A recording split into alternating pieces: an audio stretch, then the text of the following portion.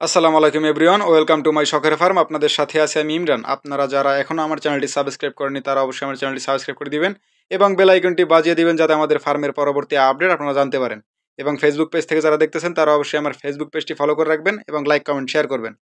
তো আজকে দেখতেছেন আমাদের যে ছাগলগুলোকে আমরা প্রত্যেক দৈনিক সকালবেলা খড় দিয়ে থাকি, সেই খড়গুলোই দেওয়া হয়েছে এবং সুন্দরীর বাচ্চাটা খুব মজা করে খাইতেছে। তো আপনারা জানেন যে আমরা বর্ষার ব্যাকআপ হিসেবেই খড়টা সাধারণত ছাগলকে খাইয়ে থাকি এবং এর পাশাপাশি দুপুরে ঘাস দিয়ে থাকি।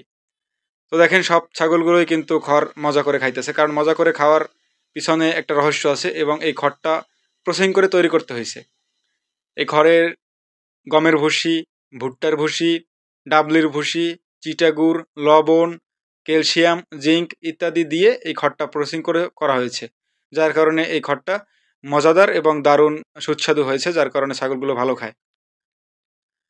আর এই যে দেখতেছেন আমাদের যে বাইরে যে ছাগলগুলো, আমাদের কালো এবং লাল বড় ছাগলটাও কিন্তু খড় আলহামদুলিল্লাহ ভালোই খায়।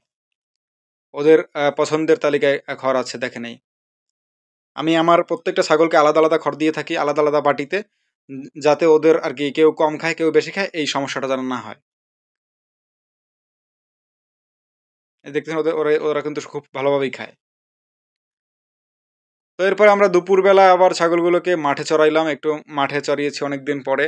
আমরা সাধারণত বর্ষার কারণে মাঠে নামানোর সময় পাই না।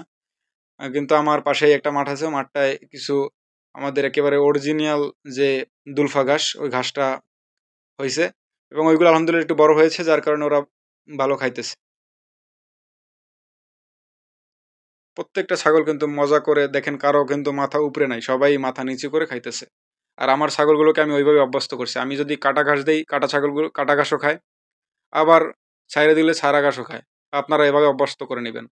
অর্থাৎ তাইলে আপনার ছাগল নিয়ে কোনো সমস্যা হবে না। আপনি যে কোনো খাবার দিলেও খাইতেছে, কোনো প্রবলেম নেই।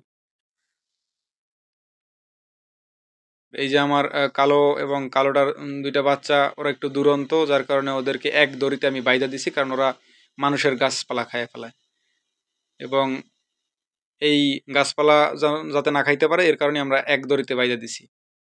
আরও একটা ছাগল আছে আমাদের, সুন্দরীর যে বোন, ও বোনও একটু ও লাফালাফি করে, যার কারণে ওকেও বাইধা দিছি এক দড়িতে এবং প্রত্যেকে আলহামদুলিল্লাহ ভালোই আছে এবং সুস্থ আছে।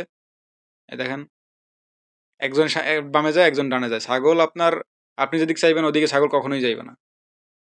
আর এই সুন্দরীর বাচ্চাটা, সে ঘাস খায় কম, কথা কয় বলে বেশি, অর্থাৎ চিৎকার করে বেশি, খায় কম। আর এই একটা ছাগলের বাচ্চা আছে, দেখেন আমাদের যে কালোটার ২০২৫ সালে আমার প্রথম ব্যাচের বাচ্চা আর কি। ও খাওয়া রাইখা বেশি হইলেই বাইরে থাকে। তো সবাই ভালো থাকবেন, আমার ফার্মের জন্য দোয়া করবেন। আল্লাহ হাফেজ।